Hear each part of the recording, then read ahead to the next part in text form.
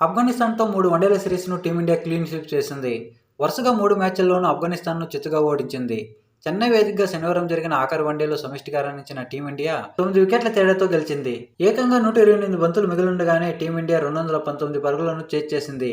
ఇక మ్యాచ్ హైలైట్స్లోకి వెళ్తే టాస్ గెలిచి మొదట బ్యాటింగ్ తీసుకున్న ఆఫ్ఘనిస్తాన్కు team India pacer Prasidh Krishna power ప్లేలోనే చుక్కలు చూపించాడు.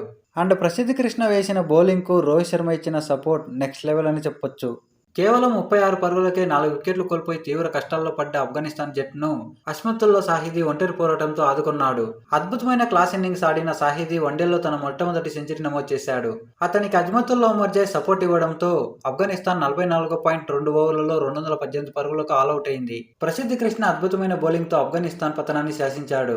మొదటిసారి వన్డేల్లో 5 వికెట్ల హాల్ను అందుకున్న ప్రసిద్ధ్ కృష్ణ 24 ఏళ్ల అజిత్ అగర్కర్ రికార్డును బద్దలు కొట్టాడు. కేవలం పవర్ ప్లేలోనే 4 వికెట్లతో దుమ్మురేపిన ప్రసిద్ధ్ కృష్ణ మొత్తంగా 5 వికెట్ల హాల్తో చరిత్ర సృష్టించాడు. 2002 జనవరి 25న ఇంగ్లాండ్తో జరిగిన మ్యాచ్లో అగర్కర్ 9 ఓవర్లు వేసి 34 పరుగులు ఇచ్చి 4 వికెట్లను తీసుకున్నాడు. చెన్నై గ్రౌండ్లో టీమిండియా తరపున ఇదే అత్యుత్తమ బౌలింగ్గా ఉండేది. అయితే ఇప్పుడు దాన్ని ప్రసిద్ధ్ కృష్ణ బ్రేక్ చేశాడు. కేవలం 23 పరుగులు ఇచ్చి 5 వికెట్లను తీసుకున్నాడు. ఇక అనంతరం 219 పరుగుల లక్ష్యదనకు దిగిన టీమిండియాకు ఓపెనర్లు యశస్వి జైస్వాల్ అండ్ రోహిత్ శర్మ మంచి స్టార్ట్ని అందించారు. అయితే ఇక్కడ ఒక ట్విస్ట్ జరిగింది. సెకండ్ ఇన్నింగ్స్లో బంతి పడకముందే టీమిండియా స్కోర్ బోర్డులో 5 పరుగులు వచ్చింది.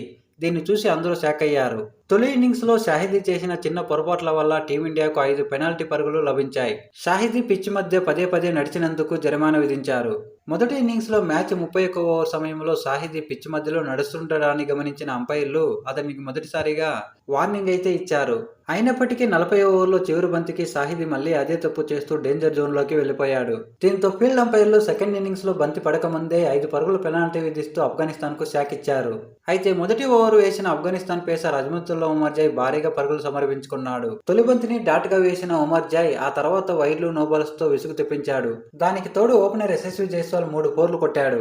దీంతో టీమిండియా పెనాల్టీ రూపంలో లభించిన 5 పరుగులతో కలిపి తొలి ఓవర్లో మొత్తం 23 పరుగులు వచ్చింది. అయితే ఫస్ట్ ఓవర్లోనే 23 పరుగులు రావడం 52 ఏళ్ల భారత వన్డే క్రికెట్ చరిత్రలో ఇదే తొలిసారి. అంతకుముందు 2004లో కొలంబో వేదికగా బంగ్లాదేశ్పై మొదటి ఓవర్లో 22 పరుగులు టీమిండియా సాధించింది. తాజా మ్యాచ్తో ఆ రికార్డును టీమిండియా అధిగమించింది. ఇక మ్యాచ్లోకి వస్తే టీమిండియా మొదటి ఓవర్ తర్వాత కూడా ఆఫ్ఘనిస్తాన్ బౌలర్లకు ఏమాత్రం ఛాన్స్ ఇవ్వకుండా బౌండరీలో వర్షం కురిపించారు. రోహిత్ శర్మ అండ్ యశస్వి జైస్వాల్ ఇద్దరు పోటీ పడుతూ హాఫ్ సెంచరీ పూర్తి చేసుకున్నారు. ఈ హాఫ్ సెంచరీతో రోహిత్ శర్మ వయసు కేవలం అంకె మాత్రమే అని మరోసారి నిరూపించుకున్నాడు. ఈ అద్భుతమైన ఇన్నింగ్స్తో రోహిత్ శర్మ వన్డే క్రికెట్లో అత్యంత అరుదైన మైలురాయిని అందుకున్నాడు.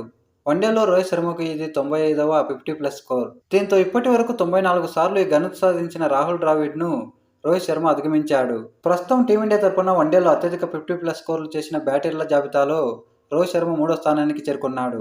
రోహిత్ శర్మ కంటే ముందు సచిన్ టెండూల్కర్ 154, విరాట్ కోహ్లీ 131 50+ స్కోర్లతో ముందున్నారు. అంతేకాకుండా 39 ఏళ్ల 51 రోజుల వయసులో అర్ధశతకం సాధించిన రోహిత్ శర్మ వన్డే క్రికెట్ చరిత్రలో హాఫ్ సెంచరీ చేసిన అత్యంత వృద్ధ భారతీయ ఆటగాడిగా కూడా నిలిచాడు. 1989లో పాకిస్తాన్పై 39 ఏళ్ల 21 రోజుల వయసులో హాఫ్ సెంచరీ చేసిన మహేందర్ అమర్నాథ్ పేరిట ఉన్న రికార్డును రోహిత్ శర్మ ఈ రోజు తిరగరాశాడు.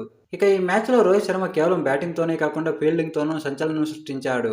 ఇన్నింగ్స్లో స్టార్టింగ్లో పడిన మొదటి 3 వికెట్లకు రోహిత్ శర్మ అద్భుతమైన క్యాచ్లు అందుకున్నాడు.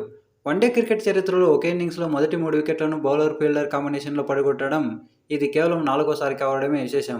ఇక మ్యాచ్లోకి వెళ్తే మొదటి వికెట్కు ఏకంగా 170 పరుగుల భారీ పార్ట్నర్షిప్ను నెలకొల్పి మ్యాచ్ను వన్ సైడ్గా మార్చేశారు.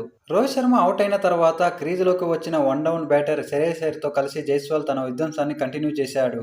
ఈ క్రమంలోనే జైస్వాల్ అద్భుతమైన సెంచరీ పూర్తి చేసుకోగా టీమిండియా 9 వికెట్ల తేడాతో మ్యాచ్ను ముగించి సిరీస్ను క్లీన్ స్వీప్ చేసింది.